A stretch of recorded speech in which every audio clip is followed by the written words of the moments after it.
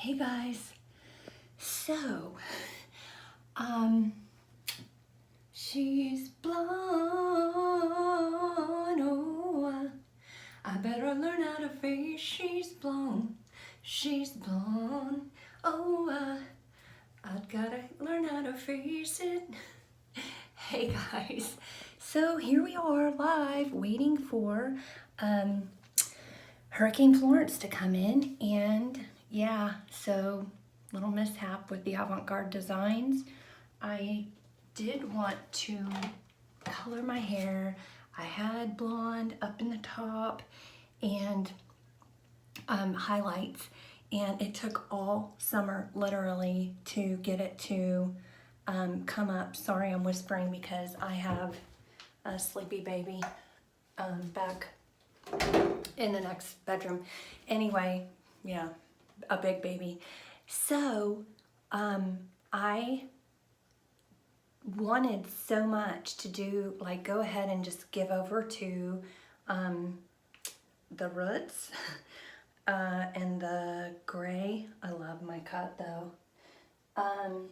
And it's not easy to cut your own hair when it's this short, or to cut it, sorry, this is so wobbly, or to cut it or shave it, which I had to do on the sides because I had some dings on the sidewall. Anyway, so I ended up, yeah, I was trying to do the gray thing, but more on like just a little brighter note. And yeah, I know you probably are like, is that really gray? But look at, hello, I was that dark shade of blonde, and I was expecting it to come up like kind of a blue-gray, like Grammy's used to be. That was so, you know, cool, except for the first couple of days when she had the purple wash thing. But now that's a little bit more, you know, like acceptable.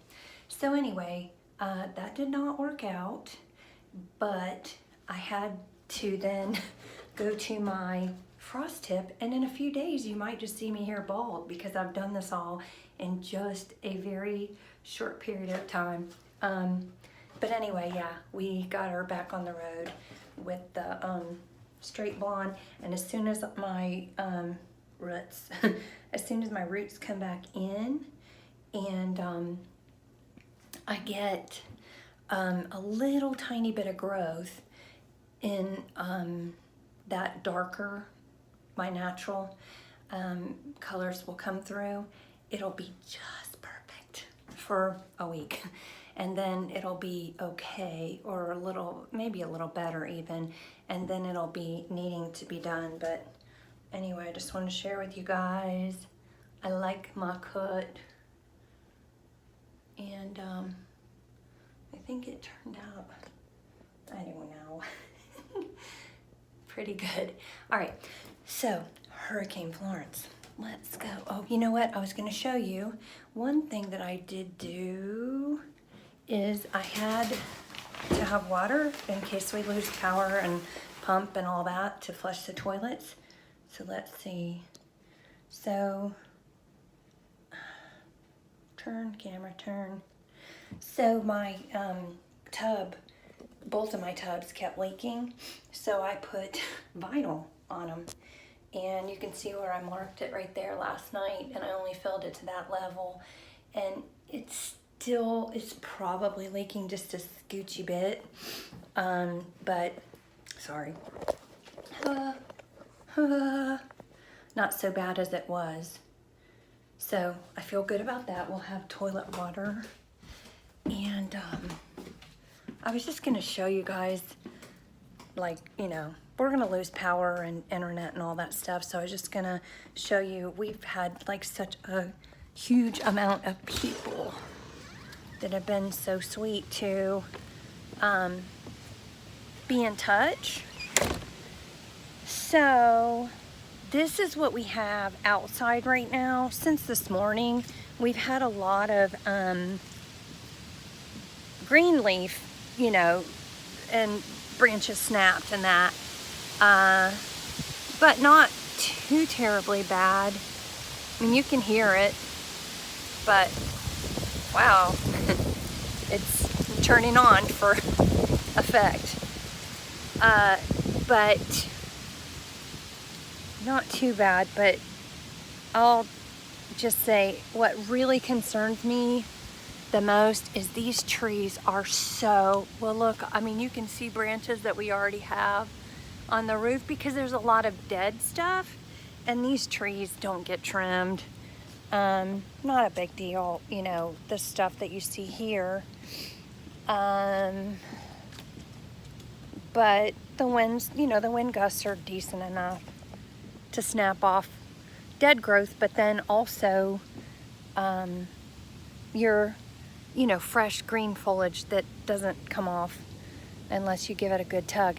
But what I really wanted to share and get on camera is how when they let the water out, how far everything went on our lake, how far down it went. I mean, like, we've got a whole beach in there and that's always filled with water, but this happened several days ago. And let's see, we still have some stuff out here that needs to be picked up. My husband doesn't seem to think, you know, that's a lot of green leaves. Look at this rose bush. I'm so, like, just trying to figure out why that one particularly is doing so well. I used to be able to go through here, but this is where we have our stuff stored. A lot of the stuff that we brought in from outside, and that's, I guess, where it's gonna have to stay. I guess William, my hubby, feels like that he can move it later. Anyway, I just wanted to be in touch and let you know in Charlotte that the girl, I would like to see that come in, but I guess that'll be whenever the man decides.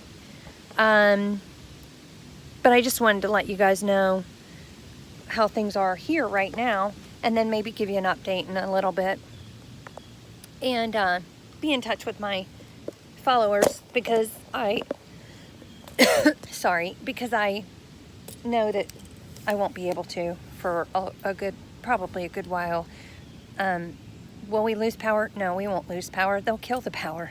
That's what they do.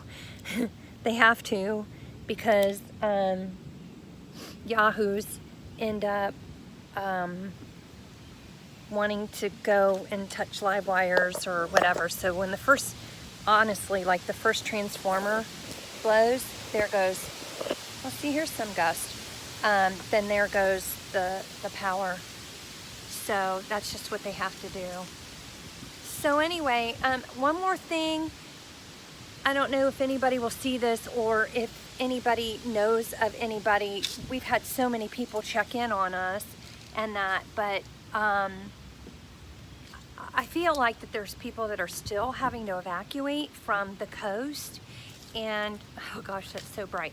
So what I was thinking is, I did put something up on Facebook that we would be happy if you needed. We plan fully to stay hunkered down, and we would be happy if you needed a place to have your chinchillas taken care of, because we understand the nature of their delicate system and making sure that they stay cool enough and all of those things. And we know from experience, or from the thought of making preparations, that if we had to go, it would have been really tough, because we would have had to have worried about what kind of hotel might take chinchillas, which is none, because they're considered rodents in most cases. You know, most places would not be open to it, a shelter or a hotel. And just, you know, they are really, they're amazing. I love them, and they're so worth it, but they have such particular needs for temperature. They cannot get wet. So if this even could help somebody, make sure if you know somebody that has chinchillas, that they understand that they die of heat exhaustion really simple, really very easily, and that you can look up on Google the formula to determine between humidity and heat index.